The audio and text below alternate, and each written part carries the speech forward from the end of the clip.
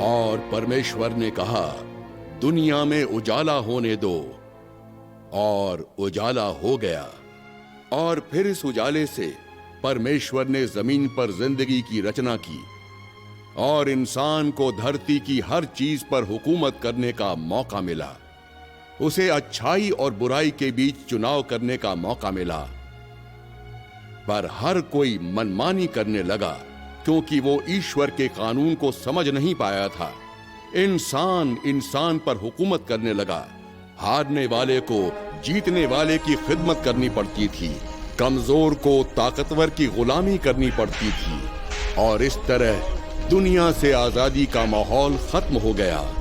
मिस्र के हुक्मरानों ने इजराइल के बच्चों पर सितम ढाए और उन्हें गुलामी की कड़ी जंजीरों में जकड़ दिया। उनकी गुहार ने आसमान का सीना चीर कर रख दिया, और आखिरकार ईश्वर ने उनकी गुहार सुन ली और मिस्र की एक छोटी सी झोपड़ी में रहने वाले अमरा और योशाबेल के घर अपना नन्हा फरिश्ता भेजा, जिसके दिलो दिमाग पर ईश्वर का कानून और फरमान लिखे जाने वाले थे। वो अकेला पूरी हुकूमत के खिलाफ खड़ा होने वाला था। महान फैरो, कल रात हमारे ज्योतिषियों ने एक बुरे सितारे को मिस्र के एक घर में दाखिल होते देखा। तो क्या जंग होगी? सिनाई और लीबिया की सरहद से लेकर नील नदी के इलाके तक कौन सा मुल्क हमारे खिलाफ तलवार उठाएगा?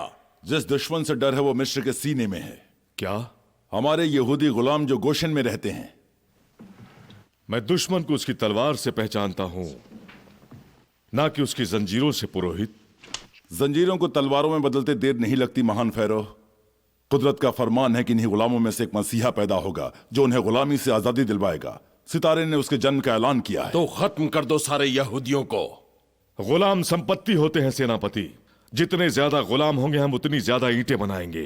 थोड़ी बहुत कम ईंटें बनेगी तो ज्यादा फर्क नहीं पड़ने वाला गोशन में। वो हमारा पूर्वी द्वार है। क्योंकि ये मसीहा एक नवजात शिशु है, इसलिए सारे नवजात बच्चों को मार दें। हर नवजात यहूदी नर बच्चे को खत्म कर दो। यह हमारा फरमान है और इस पर अमल किया जाए।